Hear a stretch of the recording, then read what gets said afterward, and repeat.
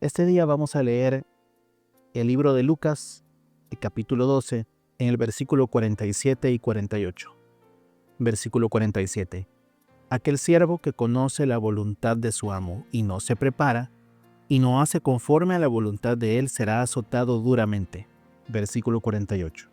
Mas el que no la conoce y hace cosas dignas de castigo, será azotado poco, porque todo aquel a quien se le haya dado mucho, mucho se le demandará, y a quien mucho se le haya confiado, mucho se le pedirá.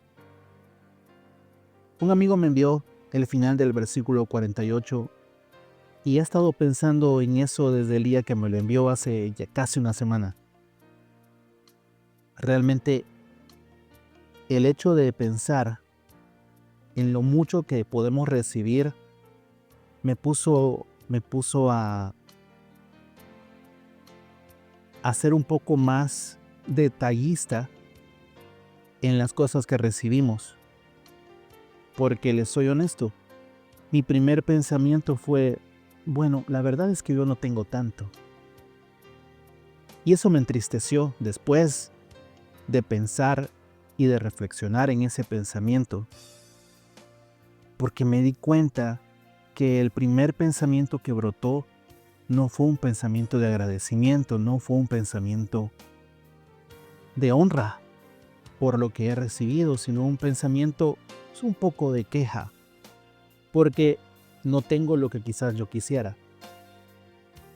Así es que en el esfuerzo de entender un poco más esa parte de la palabra y leyendo el capítulo completo, recordamos que estamos ante una parábola en donde Jesús expone el concepto de la mayordomía.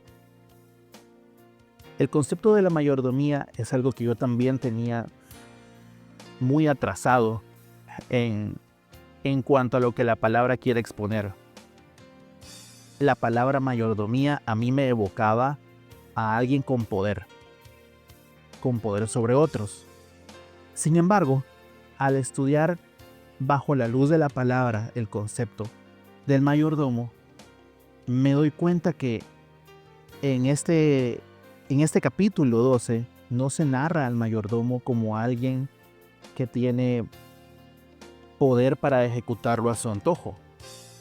Realmente, el mayordomo tiene responsabilidades delegadas y básicamente tiene tres funciones: multiplicar las posesiones de su amo, cuidar las posesiones de su amo y representarlo. Un buen ejemplo es José. José fue delegado por Faraón para ser él quien administrara toda su casa, todo el país de Egipto, todo el imperio egipcio de aquel entonces. Y vemos de que José no es un mayordomo tirano. Eso es lo que se espera de nosotros. Ahora, ¿sobre qué tenemos que ejercer nosotros un cuidado? ¿O sobre qué cosas tenemos que representarlo? ¿O qué cosas tenemos que multiplicar? Bueno, todo lo que hemos recibido. Si habláramos de los talentos sería poco, porque deberíamos de empezar a contar desde la vida misma.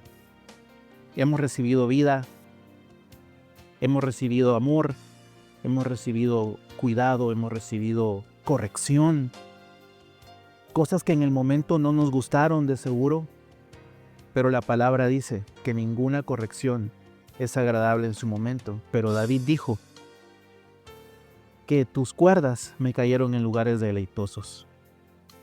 Alguien como David pudo darse cuenta que incluso la corrección era buena. Ahora, no todos pueden ser mayordomos. Para ser mayordomos hay que prepararse.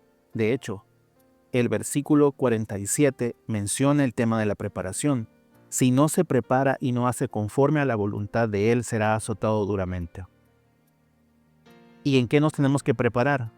Bueno, el versículo 48 también lo menciona. Mas el que no la conoce, ¿el qué? La voluntad de su amo, y hace cosas dignas de castigo, será azotado poco.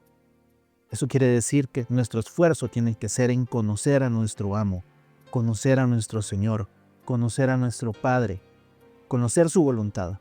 En la medida que nosotros conozcamos cuál es su voluntad, en esa medida tendremos la capacidad de ser obedientes, de cuidar todo lo que Él nos ha dado, de ser prudentes para poder representarlo fielmente. Y como todo, hay una consecuencia. Al representarlo fielmente, en el versículo 12 se narra que incluso el mismo amo se ceñirá y nos servirá a nosotros, que somos los siervos. O de lo contrario, recibiremos corrección. Creo que todos debemos de prepararnos a entender cuál es la voluntad de nuestro Padre.